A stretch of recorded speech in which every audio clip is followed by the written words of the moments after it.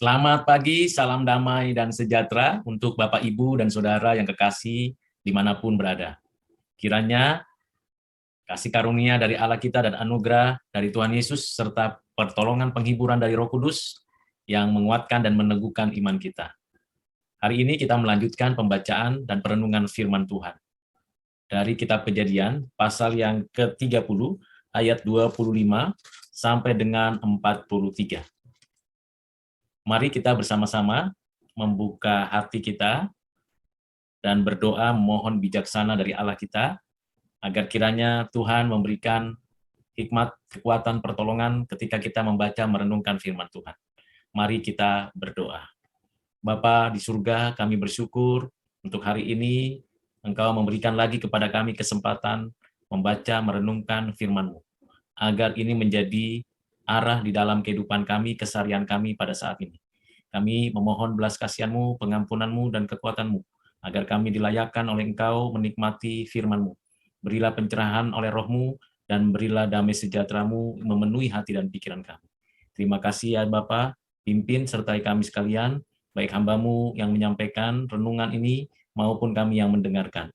Kami bersama-sama bertumbuh, berakar, berbuah, bagi kemuliaan nama-Mu. Terpujilah Tuhan. Inilah doa dan permohonan kami, yang kami sampaikan hanya di dalam nama Tuhan Yesus Kristus. Amin. Mari kita membuka Alkitab kita dari kitab Kejadian pasal 30 ayat 25 sampai dengan 43. Demikianlah firman Tuhan. Setelah Rahel melahirkan Yusuf, berkatalah Yakub kepada Laban, "Izinkanlah aku pergi supaya aku pulang ke tempat kelahiranku dan ke negeriku. Berikanlah istri-istriku dan anak-anakku yang menjadi upahku selama aku bekerja padamu, supaya aku pulang sebab engkau tahu betapa keras aku bekerja padamu." Tetapi Laban berkata kepadanya, "Sekiranya aku mendapat kasihmu, telah nyata kepadaku bahwa Tuhan memberkati aku karena engkau. Lagi katanya, tentukanlah upahmu yang harus kubayar, maka aku akan memberikannya." Saud Yakub kepadanya, "Engkau sendiri tahu bagaimana aku bekerja kepadamu dan bagaimana keadaan ternakmu dalam penjagaanku. Sebab harta milikmu tidak begitu banyak sebelum aku datang, tetapi sekarang telah berkembang dengan sangat, dan Tuhan telah memberkati engkau sejak aku berada di sini. Jadi bilakah dapat aku bekerja untuk rumah tanggaku sendiri?" Kata Laban, "Apakah yang harus kuberikan kepadamu?" Jawab Yakub, "Tidak usah kau berikan apa-apa kepadaku. Aku mau lagi menggembalakan kambing dombamu dan menjaganya. Asal engkau mengizinkan hal ini kepadaku. Hari ini aku akan lewat dari tengah-tengah segala kambing dombamu dan akan mengasingkan dari situ setiap binatang yang berbintik-bintik dan berbelang-belang, segala domba yang hitam dan segala kambing yang berbelang-belang dan berbintik-bintik. Itulah upahku. Dan kejujuranku akan terbukti di kemudian hari. Apabila engkau datang memeriksa upahku, segala yang tidak berbintik-bintik atau yang berbelang-belang di antara kambing-kambing dan yang tidak hitam di antara domba-domba, anggaplah itu tercuri olehku." Kemudian kata Laban, "Baik, jadilah seperti perkataanmu itu." Lalu diasingkannya lah pada hari itu kambing-kambing jantan yang bercoreng-coreng dan berbelang-belang, dan segala kambing yang berbintik-bintik dan berbelang-belang, segala yang ada warna putih pada badannya, serta segala yang hitam di antara domba-domba, dan diserahkannya semuanya itu kepada anak-anaknya untuk dijaga. Kemudian Laban menentukan jarak 3 hari perjalanan jauhnya antara dia dan Yakub, maka tetaplah Yakub menggembalakan kambing domba yang tinggal itu. Lalu Yakub mengambil dahan hijau dari pohon hawar, pohon badan, dan pohon barangan. Dikupasnyalah dahan-dahan itu sehingga berbelang-belang sampai yang putihnya kelihatan. Ia meletakkan dahan-dahan yang dikupasnya itu dalam palungan, dalam tempat minum, kemana kambing domba itu datang minum, sehingga tepat di depan kambing domba itu. Adapun kambing domba itu suka berkelamin pada waktu datang minum. Jika kambing domba itu berkelamin dekat dahan-dahan itu, maka anaknya bercoreng-coreng, berbintik-bintik, dan berbelang-belang. Kemudian Yakub memisahkan domba-domba itu, dihadapkannya kepada kepala-kepala kambing itu, kepada yang bercoreng-coreng dan kepada segala yang hitam, di antara kambing domba Laban. Demikianlah ia beroleh kumpulan-kumpulan hewan baginya sendiri, dan tidak ditempatkannya pada kambing domba Laban. Dan setiap kali apabila berkelamin kambing domba yang kuat, maka Yakub meletakkan dahan-dahan itu ke dalam palungan di depan mata kambing domba itu supaya berkelamin dekat dahan-dahan itu. Tetapi apabila datang kambing domba yang lemah, ia tidak meletakkan dahan-dahan itu ke dalamnya, jadi hewan yang lemah untuk Laban dan yang kuat untuk Yakub. Maka sangatlah bertambah-tambah harta Yakub, dan ia mempunyai banyak kambing domba, budak perempuan, dan laki-laki, untuk unta dan keledai. Demikian jauh pembacaan firman Tuhan. Yang berbahagia ialah kita yang mendengarkannya, menyimpannya di dalam hati, mempelajarinya, dan melakukan pengajaran dan pembelajaran dari firman Tuhan ini. Amin. Bapak, Ibu, dan Saudara yang kekasih di dalam Kristus, 14 tahun pernikahan perkawinan keluarga Yakub di rumah paman mertuanya Laban. Paman mertuanya ini diberkati oleh Tuhan atas hasil jerih lelah dari Yakub yang memang memiliki kemampuan untuk menggembalakan kambing domba, seperti yang sudah dilakukannya di rumah orang tuanya, Ishak dan Ribka. Dan dari apa yang sudah kita baca tadi, tentunya rumah paman mertuanya Laban ini memang memiliki banyak berkat. Kambing dombanya bertambah-tambah, namun di hati Yakub, bukannya ia tidak mau menghormati paman mertuanya ini, bukannya ia tidak betah tinggal di rumah paman mertuanya ini, tetapi ia juga memiliki kerinduan untuk kembali ke rumah orang tuanya, ke kampung halamannya, tempat di mana orang tuanya dan seluruh keberadaan dari orang tuanya ada di sana. Karena sudah didapatkan dari Tuhan istri dan anak-anak. Tentulah semuanya itu lebih dari cukup. Apa yang dirancang dan direncanakannya, mengapa ia pergi dari rumah ayahnya untuk mendapatkan istri dari keluarga besar Abraham dan Ishak. Dan Yakub diberkati oleh Tuhan. Tetapi paman mertuanya ini ternyata belum rela membiarkan Yakub dan anak-anaknya serta cucu-cucunya meninggalkan dirinya. Ada suatu rancangan yang lain, yang baru. Dia sangat diberkati oleh kehadiran Yakub, terlebih lagi diberikan cucu-cucu yang cukup besar, banyak, dan tentu juga berkat pertolongan Tuhan melalui Yakub, begitu limpahnya kekayaan paman mertuanya Yakub, Laban. Laban berharap untuk Yakub tetap tinggal di rumahnya, di dalam lingkungan keluarganya. Tetapi apa yang terjadi? Kerinduan Yakub lebih dari sekedar pulang kampung atau kembali ke rumah orang tuanya. Sesungguhnya hal yang ditanamkan di hati Yakub adalah bahwa Yakublah yang mewarisi janji Tuhan kepada Abraham dan ayahnya Ishak. Yakublah yang diberikan hak kesulungan oleh karena memang ada peristiwa di mana hak kesulungan itu dimiliki oleh dirinya. Ditambah lagi apa yang sudah diharapkannya, sudah diterimanya dan berhasil. Ia betul-betul ingin kembali ke rumah orang tuanya, ke tanah perjanjian, untuk melanjutkan apa yang dikehendaki Tuhan, untuk melanjutkan apa yang disampaikan ayahnya Ishak, sehingga melalui keturunan Yakub ini hadir dan lahir bangsa Israel. Keluarga besar daripada Yakub menjadi bangsa yang besar, bangsa yang akan memberkati segala bangsa di muka bumi. Namun, Laban yang tidak mau, tega, rela untuk membiarkan menantunya ini akhirnya memberikan suatu pernyataan. Baiklah, engkau sudah 14 tahun bersama dengan saya dan mendapatkan istri dan anak.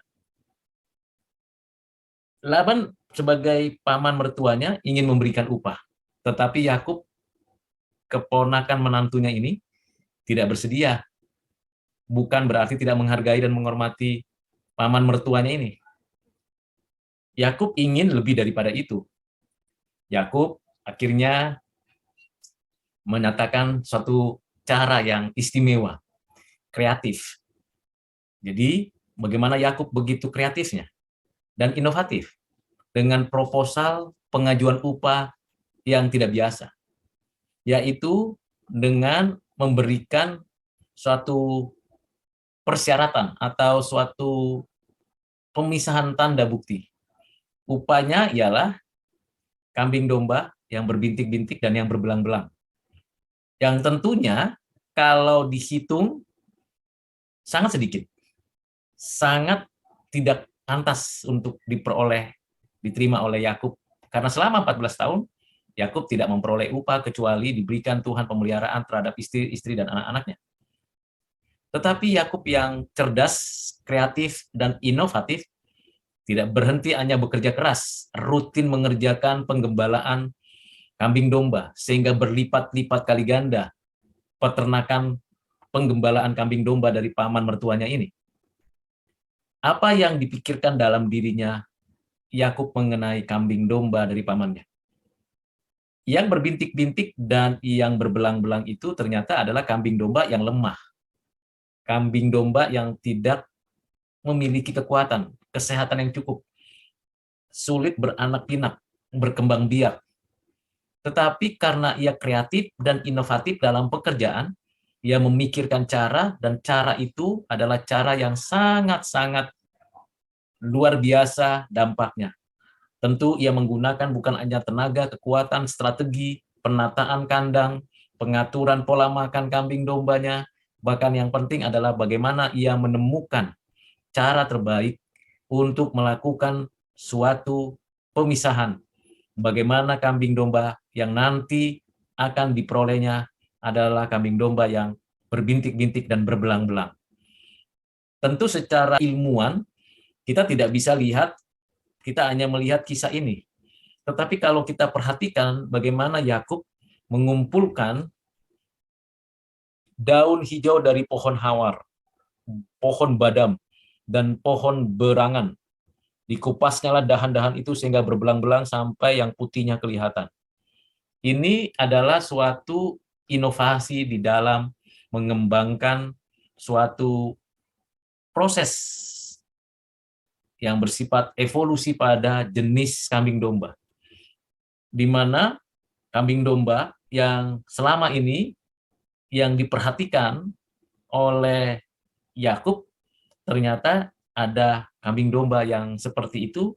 Lalu bagaimana pada waktu kambing domba ini berkelamin, dan ternyata dengan makan atau dengan asupan daun-daun dari 3 dahan hijau, pohon awar, pohon badam, dan pohon berangan yang dicampur seperti itu, ternyata membuat suatu proses berkembang biaknya keturunan dari kambing domba beranak pinak menjadi kambing domba yang berbelang-belang dan berbintik-bintik, dan diberikan suatu strategi yang sangat baik sekali di dalam mengamat-amati cara makan, pola daripada kawinnya kambing domba, berkelaminnya kambing domba ini, dan diperhatikan juga kapan momen-momennya, sehingga dibuat strategi pengaturan sedemikian rupa sehingga ketika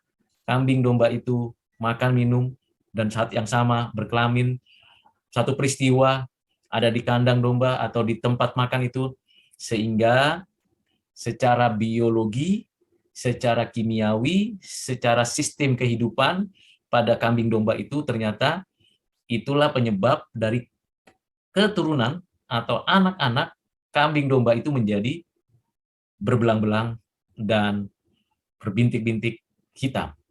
Bukan berhenti di situ saja inovasinya. Inovasinya adalah dia pilih induk, dia pilih pejantan dari kambing domba itu yang kuat, yang betul-betul pantas layak untuk menjadi induk, menjadi pejantan yang dapat membuat nanti kambing domba anak-anaknya yang hitam, yang berbelang-belang, yang berbintik-bintik itu menjadi kuat, besar, dan kali lipat, berlipat-lipat kali ganda. Jadi ada 3 langkah yang dilakukan oleh Yakub. Pertama, dipisahkan dulu kambing domba yang berbelang-belang dan berbintik-bintik hitam itu. Lalu yang kedua, dibuat ramuan dari daun-daun yang sudah Yakub lakukan penyelidikan, observasi, pengamatan sampai kepada persiapan, lalu kemudian diberi makan kepada kambing dombanya. Yang ketiga, dipilihnya mana yang kuat, mana yang bisa memiliki kekuatan keturunan kambing domba yang berbintik-bintik dan yang berbelang-belang. 3 langkah ini adalah 3 langkah yang kreatif, inovatif, sehingga menghasilkan kambing domba bukan hanya bertambah jumlahnya banyak, tetapi kuat, berkualitas, dan bisa bertahan menghadapi penyakit yang mungkin terjadi pada kambing domba.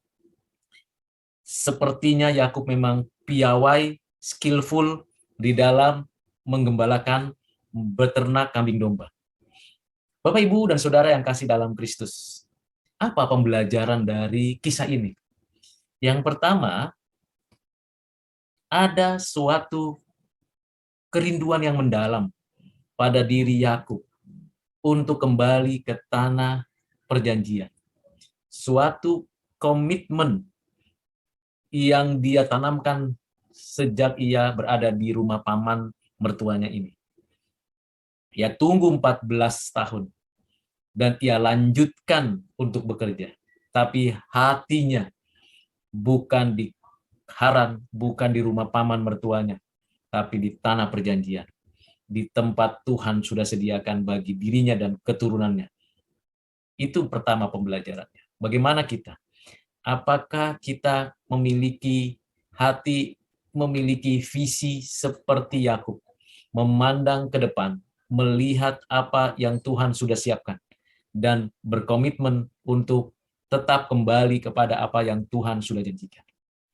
Yang kedua, Yakub sekalipun sadar betul ada penghalang untuk dia menjalankan visinya, kembali kepada apa yang dijanjikan Tuhan, ia tetap bekerja keras. Dan ia mencari, menemukan titik lemah yang paling tidak dimiliki atau disukai oleh orang lain.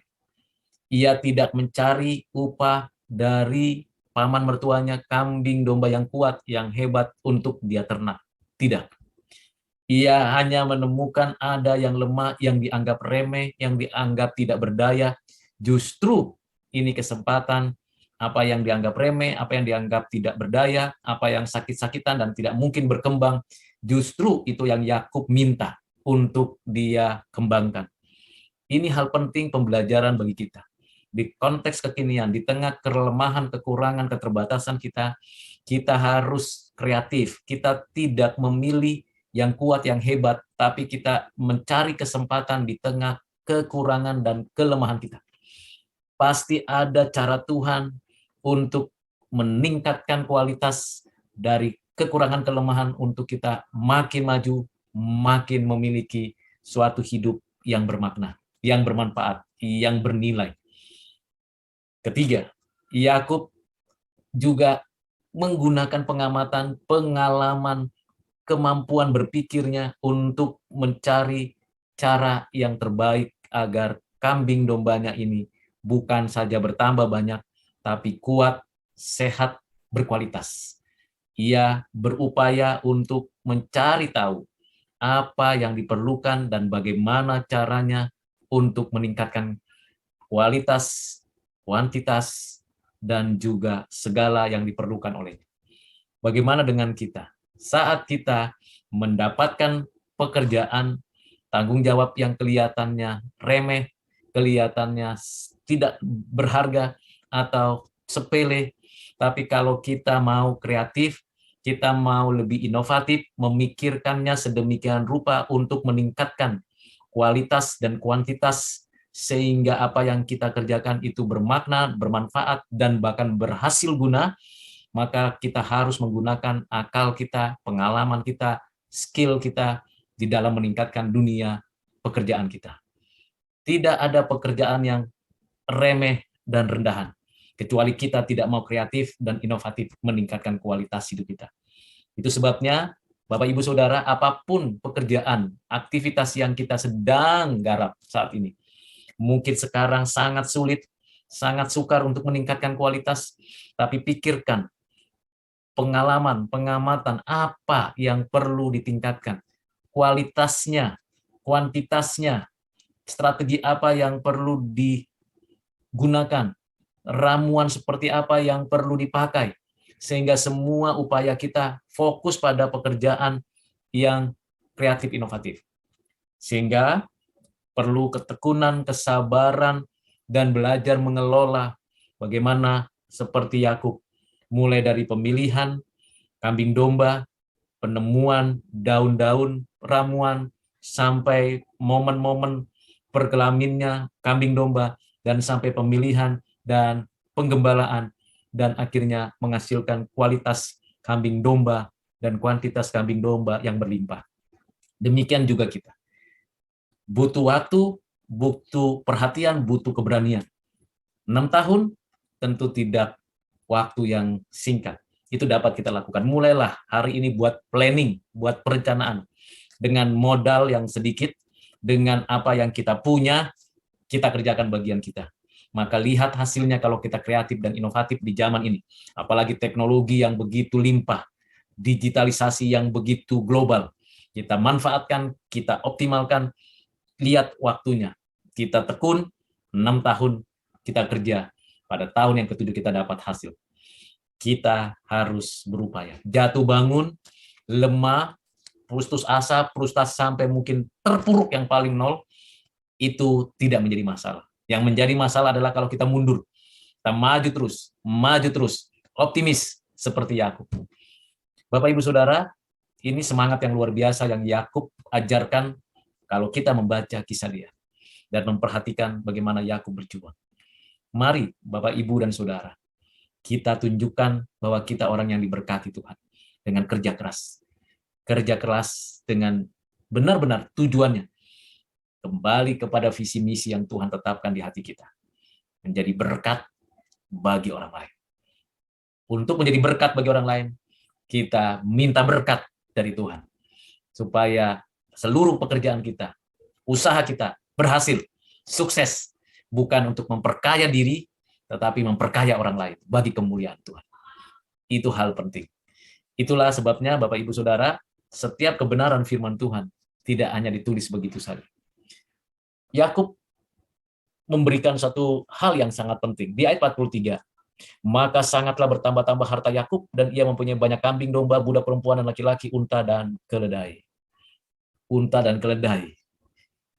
Tambahannya begitu luar biasa. Bukan hanya budak atau pekerja, tetapi ada binatang lain yang ditambahkan Tuhan, hasil kerja kerasnya.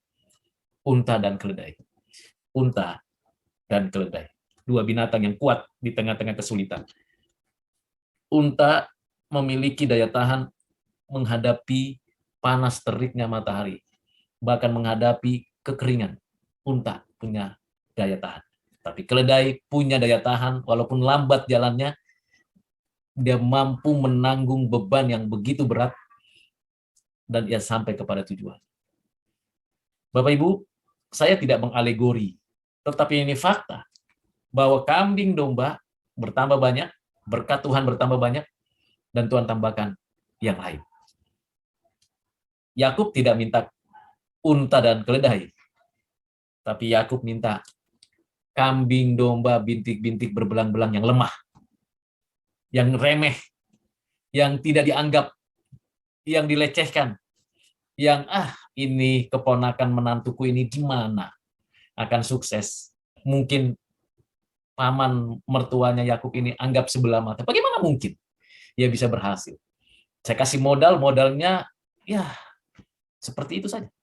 Tetapi dengan kerja keras, daya pengamatan yang kuat, daya juang yang hebat, komitmen yang teguh, visi yang kuat, dan keberanian untuk mencoba. Itulah yang menguatkan, meneguhkan, dan yang membuat Yakub berhasil. Bagaimana Bapak Ibu, di tengah kesulitan zaman ini, krisis, mungkin segera akan datang, tetapi kalau kita orang yang takut akan Tuhan, bekerja keras, dan kita terus berharap sambil kita mengerjakan tugas-tugas kita. Orang lain anggap remeh kita, pandang sebelah mata kita, no problem. Kita jalan terus di dalam terang Tuhan. Kita jalan terus berkarya dengan kualitas dan kuantitas, sehingga Tuhan tambah-tambahkan yang tidak kita duga. Unpredictable. Tuhan menyertai, memberkati Bapak Ibu Saudara di dalam seluruh karya yang Tuhan sudah sediakan sekarang dan nanti. Mari kita berdoa. Bapak, terima kasih untuk pembelajaran pada hari ini. Kami belajar dari kisah Yakub yang bekerja di rumah paman mertuanya untuk mendapatkan upah pekerjaannya selama 14 tahun, dan ia bekerja lagi untuk bisa dibawa kembali ke rumah orang tuanya, ke tanah perjanjian yang Tuhan sudah berikan kepadanya. Tuhan, ajar kami belajar kerja keras, fokus, tetap berjuang di tengah kesulitan apapun, di tengah pekerjaan yang paling kecil sekalipun, yang mungkin orang memandang kami sebelah mata. Tapi kami percaya Tuhan beserta dengan kami. Kami percaya ada kualitas dan kuantitas yang terus bertambah. Berkati kami Tuhan, supaya kami makin menjadi saluran berkat bagi orang lain. Terima kasih Bapa. Terpujilah Tuhan. Dalam nama Tuhan Yesus kami berdoa bersyukur. Amin.